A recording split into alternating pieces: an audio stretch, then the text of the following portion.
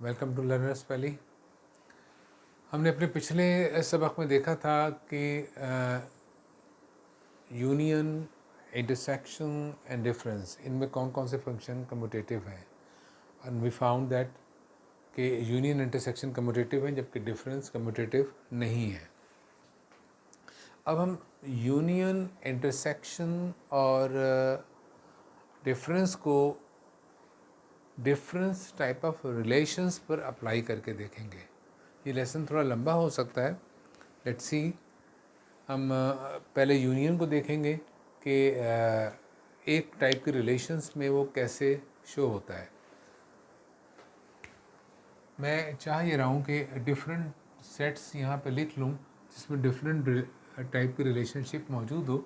मिसाल के तौर पे ए, इसके मेंबर्स हैं 2, 3, 5 प्राइम नंबर्स हैं।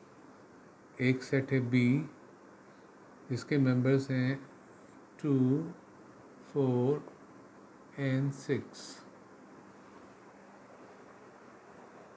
सो फिर हम इसको पहचानेंगे बाद में कि इसमें ये किस तरह के सेट्स हैं। दूसरा सेट्स में ले रहा हूँ सी, जिसके मेंबर्स हैं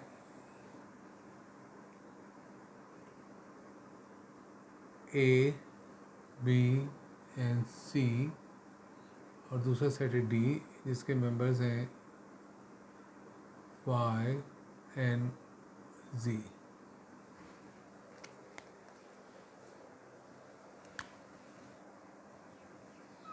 तीसरी एग्जांपल में ले रहा हूँ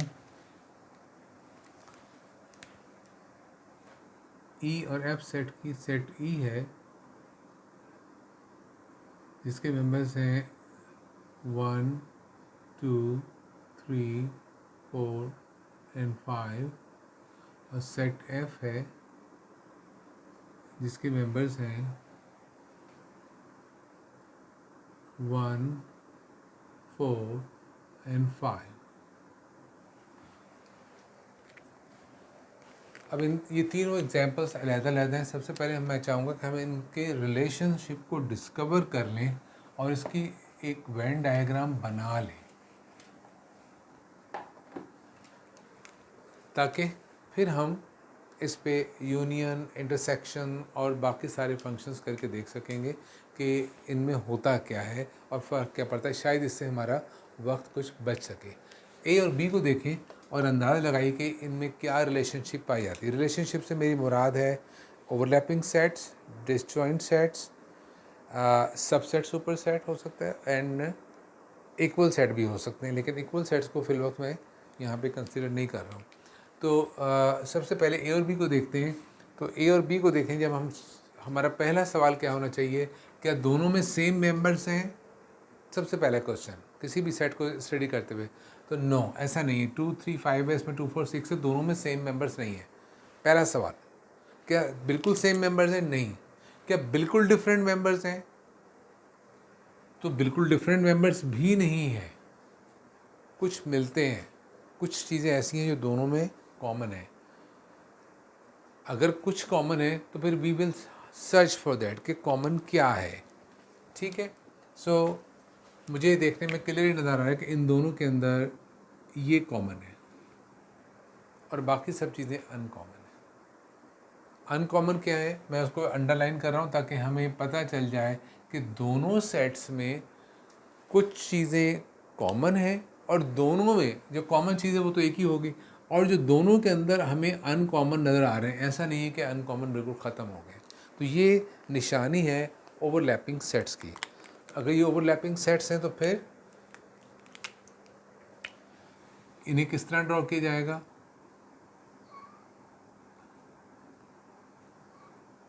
एक सेट ए है, एक सेट बी है। ए के मेंबर्स क्या हैं? 2, 3, 5, 2, 4, 6। 2 कॉमन है जो दोनों के अंदर मौजूद है, तो 2 को हम यहाँ लिखेंगे जो ए और बी का कॉमन एरिया है, जो दोनों के अंदर शामिल है। ए में जो बच गए हैं वो क्या है? 3 and 5, और बी में जो बच गए हैं वो क्या है? 4 and 6। सेम वे हम सी और डी को स्टडी करते हैं, ये भी बताना ज़रूरी है कि ये ओवरलैपिंग सेट्स हैं।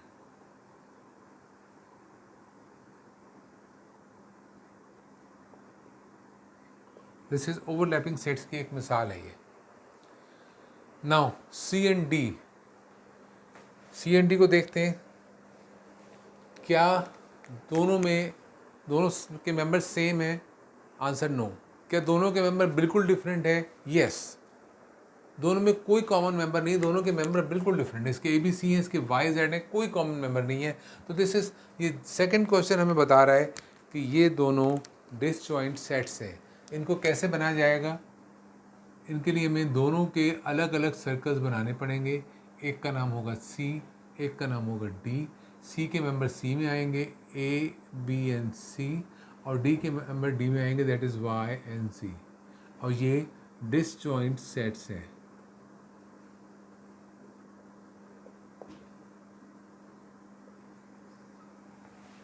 Now we are going to check E and F। क्या दोनों में सेम मेंबर है? यस। अच्छा, फिर then we'll go to next question. अगर दोनों में बिल्कुल सेम मेंबर है तो सवाल होगा यस, लेकिन E में कुछ मेंबर्स एक्स्ट्रा हैं। कि दोनों में बिल्कुल डिफरेंट मेंबर्स हैं? तो जवाब होगा नहीं, डिफरेंट मेंबर्स नहीं हैं। लेकिन अगर गौर करें तो पता चलेगा कि एक सेट ऐसा है जिसके अंदर सारे कॉमन मेंबर्स हैं, वो है F। इसमें 1 कॉमन है, 4 कॉमन है और 5 कॉमन है। ये तो कॉमन मेंबर है। जबकि सेट E में ये अनकॉमन मेंबर्स हैं। F में कोई भी अनकॉमन मेंबर नहीं है। तो इसका मतलब ये हुआ कि F is a part of E। इसको हम क्या कहते हैं कि F सबसेट है E का, या इसको यूँ कहेंगे F is E is a super set of F।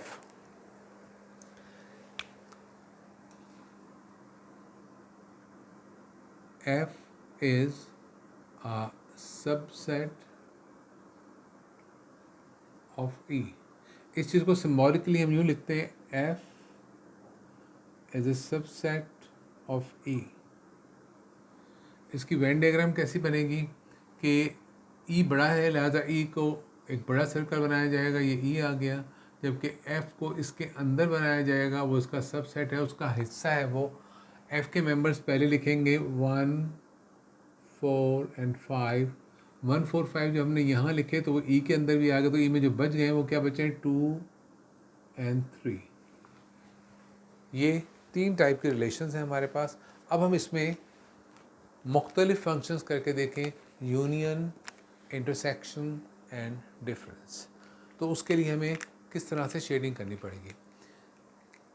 मुझे बड़े अफसोस के साथ ये कहना पड़ रहा है कि आपकी जो किताबें हैं उसके अंदर यूनियन फंक्शंस के लिए वेन डायग्राम का कोई तरीका एक्सप्लेन नहीं किया गया। उसके बजाय आप मेंबर्स को देखकर शेड करने के लिए कहा गया है। लेकिन ऐसा नहीं होना चाहिए। जब हम वेन डायग्राम्स पे काम कर रहे हैं तो हमने ये नहीं देखना कि कहाँ कौन कुछ लिखा हुआ है। वो हमें सिर्फ ये बताने के लिए कि रिलेशन है क्या और उसकी डायग्राम कैसी बनेगी। हमें कतई तौर पे मेंबर्स को नहीं देखना है कि मेंबर क्या हैं। ये सिर्फ रिलेशनशिप की आइडेंटिफिकेशन है, ठीक है। अब मिसाल के तौर पे हमें A यूनियन B करना है, हम यूनियन करने जा रहे हैं। तो A यूनियन B हमें करना है और हमें करना है वेन डायग्राम में। हमें A यूनियन B के मेंबर्स नहीं मालूम करने और उनके मेंबर से हमें इस पे फ़र्क नहीं पड़ना चाहिए। सो क्या करेंगे हम? मैं इसलिए अब मेंबर्स को यहाँ से हटा दे रहा हूँ।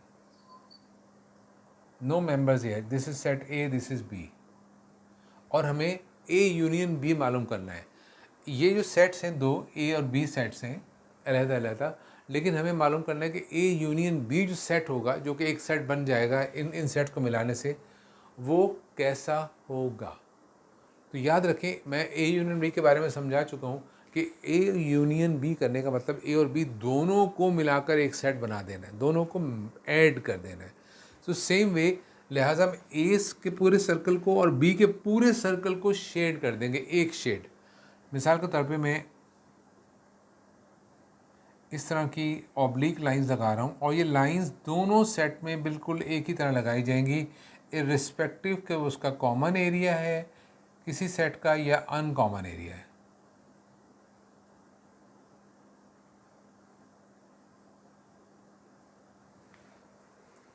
और अच्छा होगा क्योंकि हमें एक से ज़्यादा मर्तबा भी ये काम करना पड़ सकता है। तो हम यहाँ पर एक लीजेंड बना देंगे। लीजेंड का मतलब एक सैंपल दे देंगे।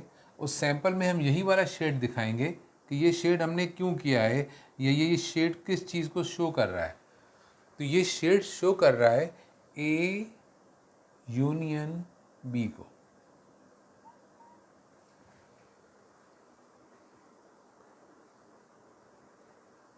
ठीक है, यूनियन जब भी किया जाता है तो जिन सेट्स में यूनियन किया जा रहा है उन पूरे के पूरे सेट्स में एक ही शेड कर देना है, सेम, और पूरे एरिया में शेड करना है, किसी चीज़ को छोड़ना नहीं है।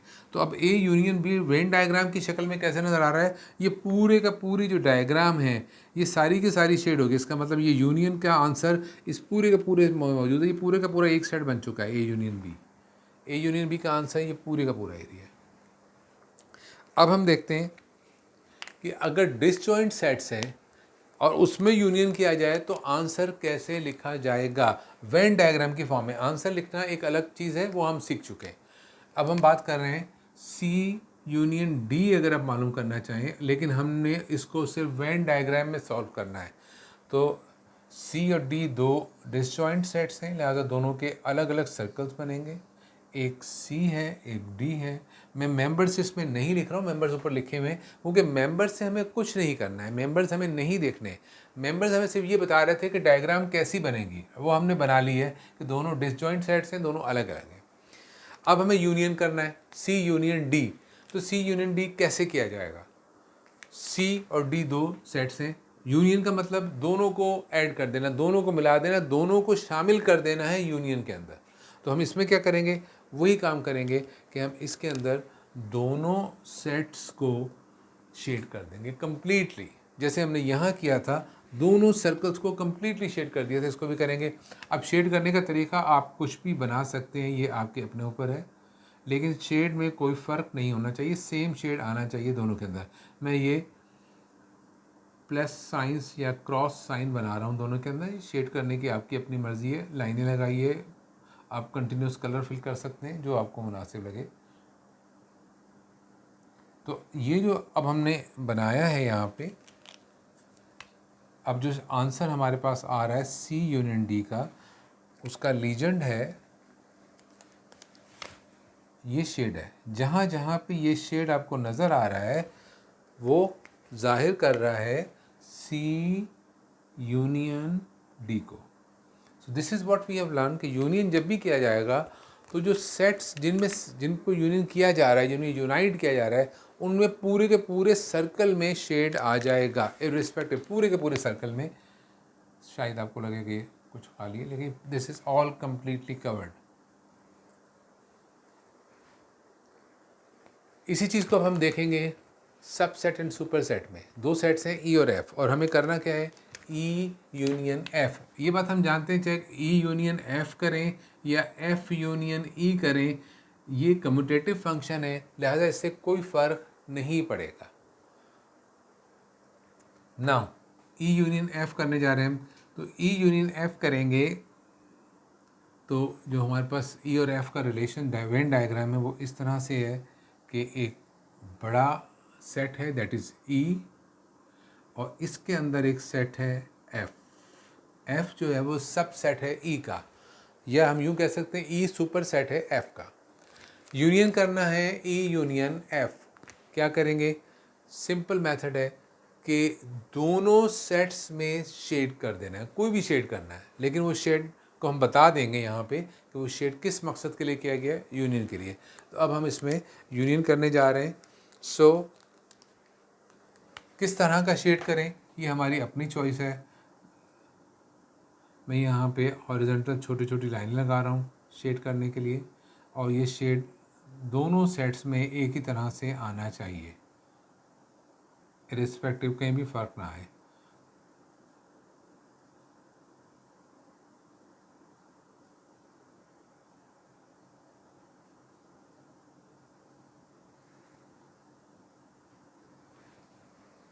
ये शेड हो गया।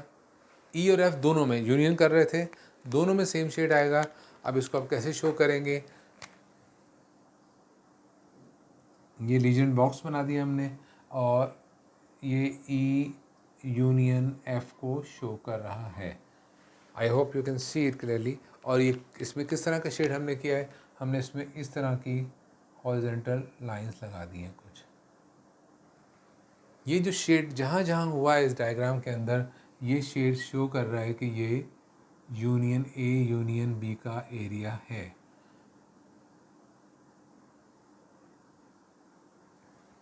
तो शेड लाइनों की फॉर्म में भी किया जा सकता है, मुख्तलिफ डॉट्स लगाए जा सकते हैं, कलर पेंसिल से आप फिल कर सकते हैं, एनी हाउ। लेकिन कहाँ कहाँ शेड आना है वो हमें क्लियरली शो करना चाहिए। ये सारे का सारा यूनियन को शो कर रहा है। इसमें इक्वल सेट्स की मिसाल रह गई,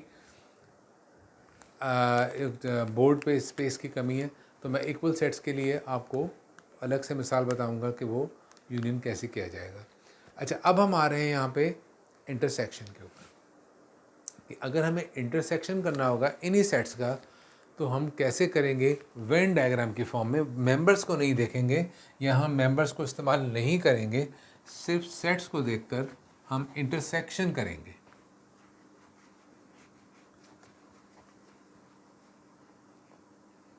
सिर्फ वेन डायग्राम इस्तेमाल होगी और हम ये फंक्शन वेन डायग्राम पर ही कर रहे हैं।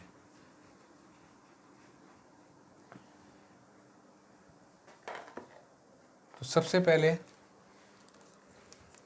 ए और बी, और हम मालूम करने जा रहे हैं ए इंटरसेक्शन बी। सेट्स की डायग्राम हमारे पास ऑलरेडी बनी हुई है, लिहाजा उसके बारे में हमें कुछ सोचने की ज़रूरत नहीं है। ए एंड बी, मेंबर्स कुछ नहीं लेके जाएंगे, मेंबर्स को हमें नहीं देखना है, हमें सिर्फ सेट की डायग्राम्स को देखना है, उनके रिलेशन को देखना है। These are overlapping sets.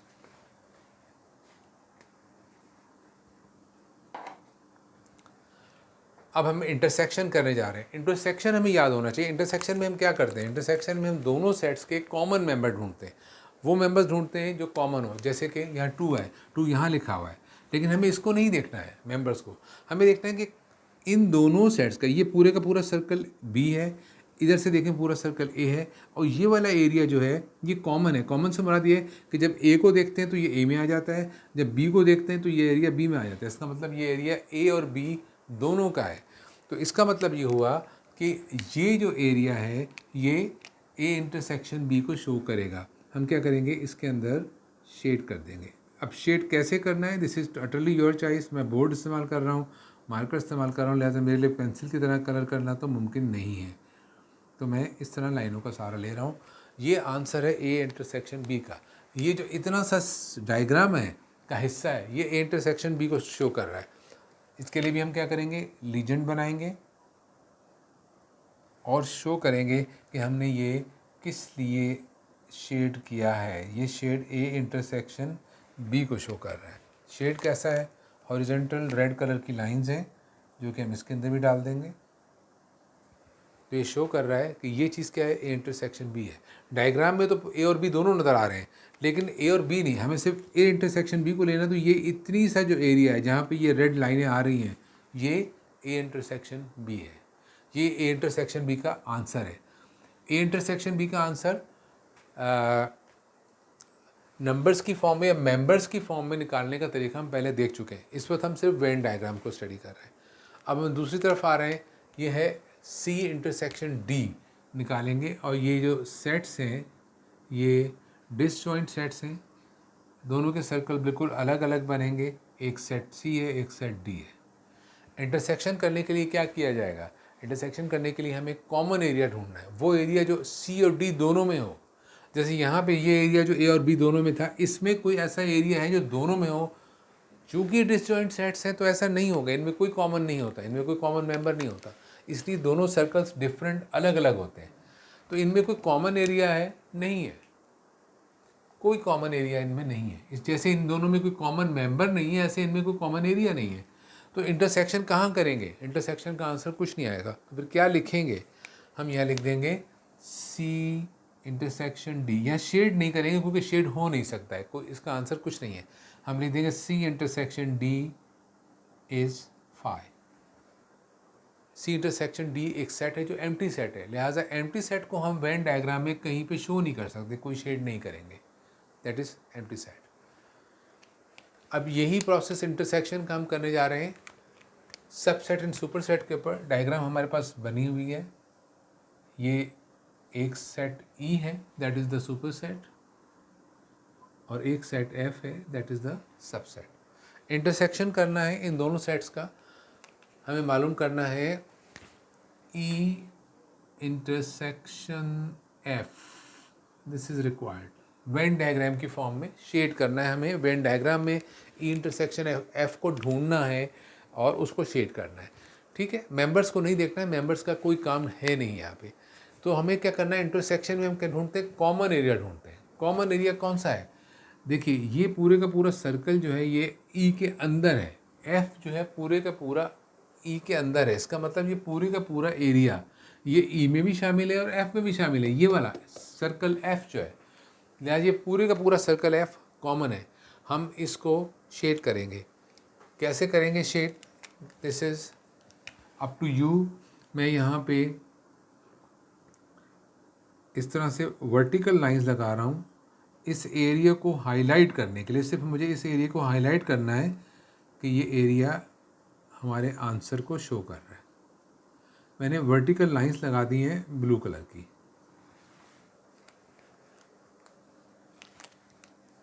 ये जो वर्टिकल लाइंस मैंने लगाई, जो शेड मैंने किया है, ये एक्चुअली एक सेट को शो कर रहा है। वो सेट है ई इंटरसेक्शन एफ। ई और एफ को जब इंटरसेक्ट किया है तो ये एक सेट बना है, दैट इज़ जो कि यहाँ शो हो रहा है, दिस इज द सबसेट।